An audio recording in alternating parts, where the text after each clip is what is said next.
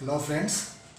तो आज हम डिस्कस करेंगे कि जो इक्विटी शेयर्स में आप सेल और परचेज करते हैं और उस इक्विटी शेयर के सेल और परचेज में जो भी आपको प्रॉफिट होता है या लॉस होता है तो उसका इनकम टैक्स में क्या ट्रीटमेंट है, उसको हम इनकम टैक्स में टैक्सेबिलिटी एक्सपेक्ट क्या है, हम इसके बारे में अभी डिस्कस करेंगे। जैसा कि आपको पता है कि इनकम टैक्स रिटर्न फाइल करना स्टार्ट हो गया है और इंडिविजुअल्स के लिए जो आईटीआर फाइलिंग की डेट है वो 30 सितंबर तक है। तो ऐसे हालात में बहुत सारे जो टैक्स पेयर्स हैं जिन्होंने इक्विटी में ट्रेडिंग करते हैं तो उनके इक्विटी में ट्रेडिंग करने से या तो आपको या तो प्रॉफिट होगा या लॉस होगा। तो या लॉस है तो उसको कैसे आप इनकम टैक्स में उसको सही से ट्रीटमेंट करेंगे, या प्रॉफिट है तो उस पर क्या टैक्स लगेगा। तो ये आज का टॉपिक है जो काफ़ी रेलेवेंट है, खास करके उन सारे टैक्स पेयर्स के लिए जो अभी इस असेसमेंट ईयर 2021 और 22 की आईटीआर फाइलिंग के प्रोसेस में है। तो अब हम इसको सही तरीके से समझने की कोशिश करें कि ये जो इक्विटी शेयर्स हैं, तो जब भी आप कोई ट्रेडिंग करते हैं तो उस ट्रेडिंग के दरमियान आप इक्विटी शेयर को परचेज करते हैं, फिर आप एक सर्टेन टाइम पे आप उनको सेल कर देते हैं। तो जो आपका परचेज प्राइस और सेल प्राइस का जो डिफरेंस है वही आपका कैपिटल गेन और लॉस बताता है। इसका मतलब हम आपको इसको एक एग्जांपल के थ्रू समझे कि अगर आपने पहले कभी 1 लाख रुपए का अगर आपने शेयर परचेज किया और आप जब देख रहे हैं कि मार्केट में एक अच्छी प्रॉफिट आ रही है और आपके उस शेयर की वैल्यूएशन 1,50,000 हो जाता है तो आपको यहाँ पे 50,000 रुपये का प्रॉफिट होता है। लेकिन इनकम टैक्स की लैंग्वेज में हम इस 50,000 के प्रॉफिट को हम कैपिटल गेन बोलते हैं और इस कैपिटल गेन के ऊपर जो टैक्स आपको देना है वो टैक्स आपको पे करना पड़ेगा। तो कैपिटल गेन बेसिकली जो डिफरेंस ऑफ परचेज और सेलिंग प्राइस है वो है। तो आपको प्रॉफिट भी हो सकता है और लॉस भी हो सकता है। अगर आपको प्रॉफिट हुआ है तो इसको हम कैपिटल गेन बोलते हैं, अगर लॉस होता है तो ये कैपिटल लॉस होगा। उसको दूसरे एग्जाम्पल से समझें। अगर आपने वही शेयर 1 लाख रुपए का खरीदा और आपने आगे उसको 90,000 में सेल कर दिया तो यहाँ पे 10,000 रुपये का लॉस होता है जिसको हम कैपिटल लॉस कहते हैं।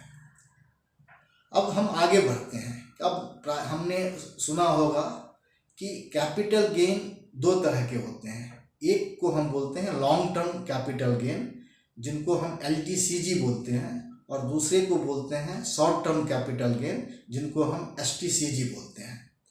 तो ये लॉन्ग टर्म और शॉर्ट टर्म क्या है, कैसे आप समझेंगे कि आपका जो गेन है ये लॉन्ग टर्म है या शॉर्ट टर्म है।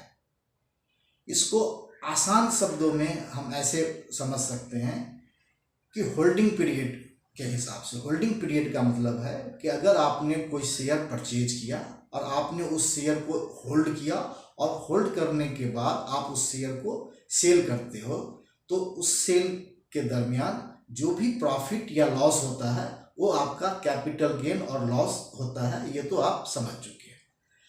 अब ये होल्डिंग पीरियड का मतलब है कि यहाँ पे गवर्नमेंट ने आपको शॉर्ट टर्म के लिए आपका एक होल्डिंग पीरियड डिटरमिन किया है कि अगर आप 12 महीने से पहले अगर आपने कोई भी शेयर परचेज किया है, अगर उसको आप 12 महीने से पहले सेल करेंगे तो आपका जो भी गेन या लॉस होगा वो शॉर्ट टर्म कहलाएगा।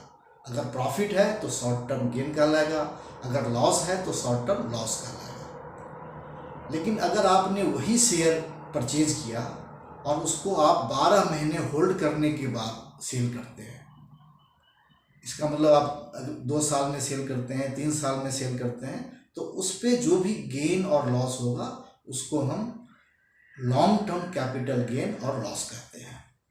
तो इस तरह से आपको ये बात अच्छे से समझ में आ गया कि हमारा शॉर्ट टर्म कैपिटल गेन क्या होता है और लॉन्ग टर्म कैपिटल गेन क्या होता है। और शॉर्ट टर्म कैपिटल गेन के लिए आपको 12 महीने के अंदर आपकी सेल ट्रांजैक्शंस होनी चाहिए और लॉन्ग टर्म के लिए 12 महीने के बाद होनी चाहिए। तो अब ये शॉर्ट टर्म और लॉन्ग टर्म जो कैपिटल गेन हो गया, तो उसका टैक्स इम्प्लीकेशन पे क्या फ़र्क है? इसका बहुत बड़ा फ़र्क है।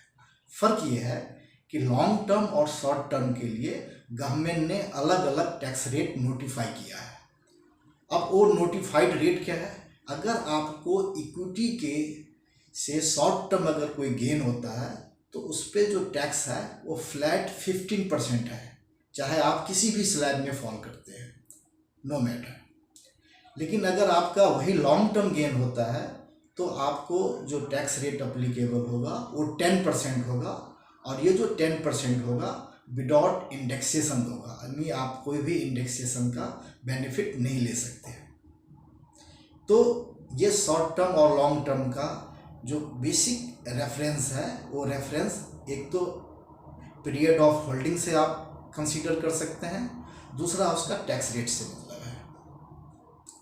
अब आगे बढ़ते हैं। अब गवर्नमेंट ने यहाँ पे देखा कि जो हमारे रिटेल इन्वेस्टर्स हैं, और रिटेल इन्वेस्टर्स जब कोई स्टॉक मार्केट में इन्वेस्ट कर रहे हैं तो उनको जो एक प्रॉफिट आ रहा है लॉन्ग टर्म का, तो गवर्नमेंट ने उनको एक इंसेंटिवाइज करने की कोशिश करी, उनको एक छूट देने की कोशिश करी है ताकि स्टॉक मार्केट में इक्विटी का इनफ्लो बना रहे।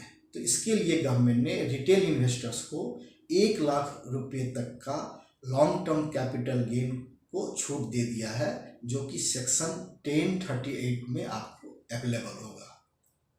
तो मीनिंग दिया हुआ है, अगर आपका long term capital gain 2 lakh रुपए का है तो 1 लाख आपका छूट मिल जाएगा, और बैलेंस 1 लाख रुपए पे ही आपको 10% के हिसाब से टैक्स देना पड़ेगा, जो कि आपका 10,000 रुपीज़ बनता है। और शॉर्ट टर्म पे आपको किसी तरह का छूट नहीं है। तीसरी जो चीज़ें हमें याद रखने की ज़रूरत है कि ये जो लॉन्ग टर्म और शॉर्ट टर्म का जो आपको बेनिफिट जो दिया जा रहा है, और ये जो स्पेशल टैक्स रेट दिया जा रहा है, इसका बेनिफिट आप तभी ले सकते हैं जब वो शेयर्स स्टॉक मार्केट में लिस्टेड हो। इसका मतलब उसका स्टॉक मार्केट में उसका ट्रेडेबल एसेट्स हो। ऐसा नहीं है कि आपके पास कोई प्राइवेट लिमिटेड या अनलिस्टेड कंपनी के शेयर्स हैं और उस शेयर्स पे आपने जो लॉन्ग टर्म गेन किया उसका बेनिफिट यहाँ पे मिलेगा। तो ये जो अभी हम इस वीडियो में बताने जा रहे हैं वो सिर्फ आपका स्टॉक मार्केट पे जो भी ट्रेडेड शेयर है उसी के ऊपर जो शॉर्ट टर्म या लॉन्ग टर्म की बेनिफिट्स है उसी के लिए अवेलेबल है। तो ये आपको जब भी अपनी आप ITR फाइल करेंगे तो आप इस बात का ज़रूर ध्यान रखें और इनसे जो रिलेटेड बेनिफिट्स हैं आप इनको ज़रूर अवेल करें।